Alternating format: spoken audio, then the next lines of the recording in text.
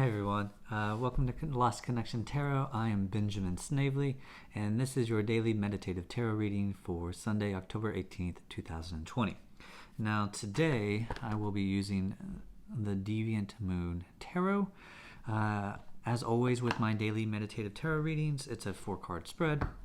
We're simply looking at the theme of the day, and then we're looking at the energy we have the most control over, energy we have the least control over, and then putting right thought and right action into the energy we control the most.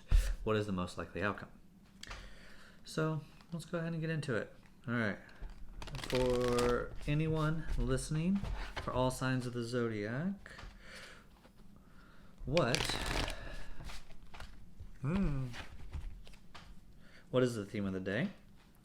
For Sunday, October the 18th, what is the energy we have the most control over, energy we have the least control over, and then what is the most likely outcome if we put right thought and right action towards the energy we have the most control on. All right. Ooh. Yep.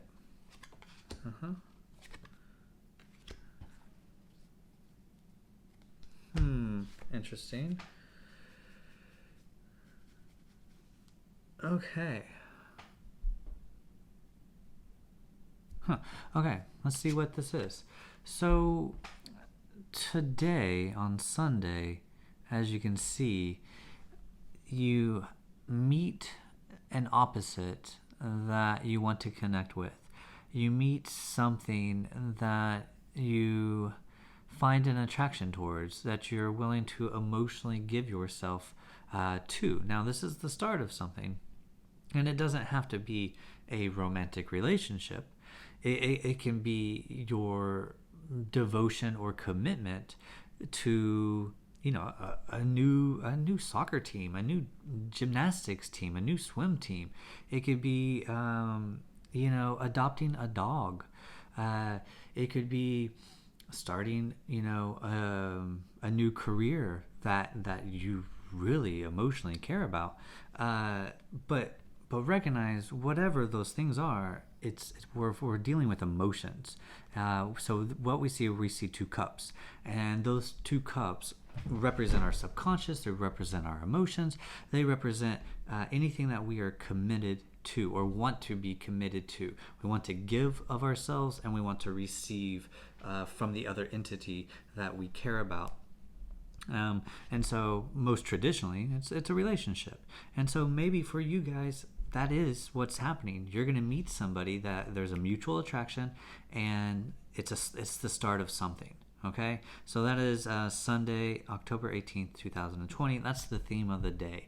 It's recognizing a relationship. It's about communication. It's about unity. It's about the start of a mutual attraction. Okay. Now, what's interesting is the energy you have the least control over is the 2 of Swords. So here you have 2 combatants, opposites of each other, and they're at a standstill. And they're at a standstill because they're of equal value. And you can also think of this, because there are swords, that it's an idea. You have 2 competing ideas with one another that are simply both vying for supremacy. And so I can go choice A or I can go choice B. And so that's why you're at a standstill. You don't have enough information, and you'll never have enough information because it's all intellectual. And you need to go into your other facilities, your emotions, your spirit, to aid your intellect in making the correct decision for your life, for your journey, for your growth. So at the 2 of Swords, you have the most control over this, and it's simply what decision do you make? And you don't have to make it today, but this is something you are in control of, and it's the idea of I can either say yes to this or I can say no to it. And again, you don't have all the information, and therefore you're passive, or you're not stuck but stagnant. You're in neutral. You're not necessarily gonna go forward yet, but that's under your control today, and you can do whatever you want. Just know that intellectually it's this either or, and obviously with this Two of Cups, maybe it's the idea of, am I emotionally actually available and ready? Do I want to do this? Maybe you just got out of a heartbreak. Maybe you recently just got divorced, and or maybe you just recently lost a pet. Going back to my earlier example, and maybe you don't know if you're ready to take on this new commitment, this new emotional thing that's coming to you. And it could be another reason. It could be financial. It just logically doesn't make sense. Logically, I like being single. Logically, I like having roommates. Logically, I like having my own time and the freedom to do what I want when I want. But I also sometimes get lonely, or also sometimes I want to share my experiences with others. And so, both of them give and take, and both ideas have validity, and they also have drawbacks. So you just simply have to decide for yourself which direction you want to go. There are no right or wrong choices in this, but it is important that you make the choice and not someone else for you. That way you don't live with regrets. Okay? Now, the energy we have the least control is the Wheel of Fortune in reverse. Now, I think it was very recently that we got the Wheel of Fortune right side up, and now it's reverse. And now this is something we don't have control over. And I think it was literally yesterday that this was the theme of the day. And so already we're turning again, and again I'll give the same thing. You feel the ups and downs of life. You feel the wheel turning the most when you're on the outside of the wheel. Therefore, the highs are high and the lows are low. But if you can center yourself during these changes that are inevitable, just like the changes of the season, then you will be able to weather the storms when they come, and then you'll also be able to enjoy the high joys when they also come. But the trick is to stay center. That way you're not moving like a pendulum from one extreme to the next, right? So this is the energy we don't have control over. The idea that just the season is drawing to a close. Things are decaying. Things are disintegrating. Things are leaving us so that new things may arrive. But those new things have not arrived yet. So it may feel like it's a down period. It may feel like a struggle. It may feel hurtful at times. But you have to recognize that after winter comes spring. Okay? And that's why it's so important to stay balanced and to stay centered. And then finally, the energy that we have the most control over, if we put right thought and right action towards something, apparently it has us leaving something that we are emotionally already devoted to. And at the Eight of Cups, it was something very serious. It could have been a job. It could have, and I'll give you my own example. For me, it was teaching. I love teaching. And I think it's more being a mentor. It's more showing kids information that they don't know about or have, and letting them figure it out for themselves, and then creating their own opinions and ideas on the knowledge or information or data that I give them. And I do really enjoy teaching. I've been doing it over a decade, but I also left it. And I'm here now doing what I also love, and I recognize that there was a hole, and even though I enjoyed teaching and there was moments that were just very blissful and very nice, there was also problems that I couldn't shake and I could never get rid of. And I knew there was something better out there for me, and something that called to me more than being a teacher, because I still get to help, and I still get to engage, and I still get to interact with other people. And that's, I think, what also drew me to being a teacher is the idea of being part of a community and sharing with others what I care about. And so I left, and I'm now going through the stages again with tarot, because I am new at this, with how I'm being emotionally affected by my journey. So at the Eight of Cups, simply put, it's a woman shunning her old cups, shunning something that she has built, something that she has cared, something that she has put devotion and energy into. And now, with this new passion, that's why she's in red, she runs away from it and leaves it to go search for that thing that she could not find here because she was stuck at the eight. And she knew, I've got to go on this journey because this is not here. I've taken this as far as it can take me, and now I have to go on myself and search for the rest of those two cups.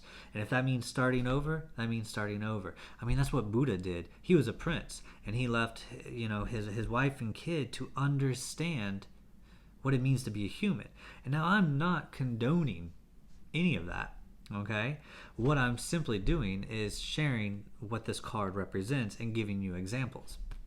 You have to make your own decision because this is your life, and there are repercussions and consequences to all of our choices. I mean, that's what karma is. So at the end of the day, there's this mutual attraction in your periphery. Okay, you're at a standstill. All right, should I stay or should I go? Should I go left or should I go right? Should I stay inside or should I stay outside? Should I give the money? Should I pay for the course or should I not pay for the course?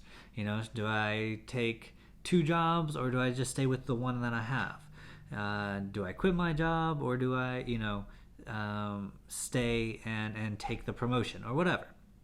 So that's the standstill. Then the wheels are turning. Maybe something is not working out the way that you had planned, regardless of that choice. And maybe it's this. Maybe someone comes up to you with an offer. Maybe it's reconciliation and it's starting fresh. And you're at a standstill. Do I get back with this person or not? Right? It could be that. And maybe that's why it shows a freshness. Maybe an ex comes back into your life. Right? And you're at a standstill. Should I stay or should I go? What do I do? Well, if you have right thought and right action towards this standstill, this is the card of right thought and right action, the Eight of Cups. Okay?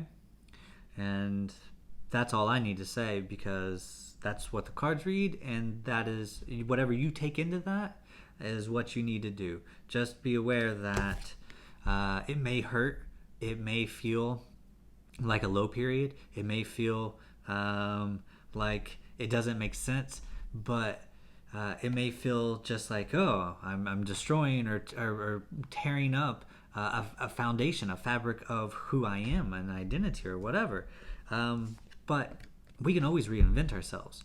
And if you're truly not happy, then you wouldn't even be thinking about running away from these 8 cups that you have collected over a myriad of time. So the choice is yours. So looking at the numbers, we have a 2 of cups, we have a 2 of swords, 2 and 2 is 4. Then we have the 8 of cups, 4 and 8 is 12. Then we have the wheel of fortune, and that's 10. So 12 and 10 is 22, and 22 is the master builder. It is, this person is building for the betterment of humanity. So, man, it makes me think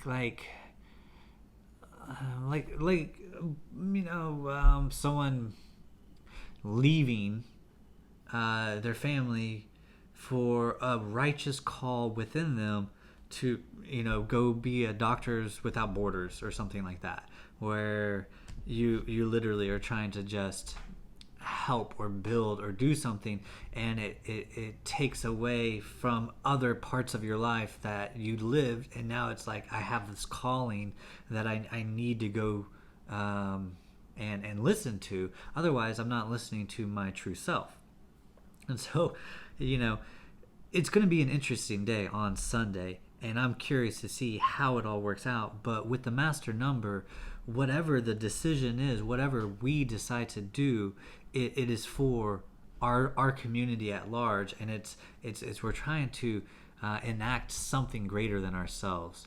And so some people, when you leave these 8 cups, if any of this is a person or an entity, they may not understand the reason why you're walking away. But you have to listen to yourself.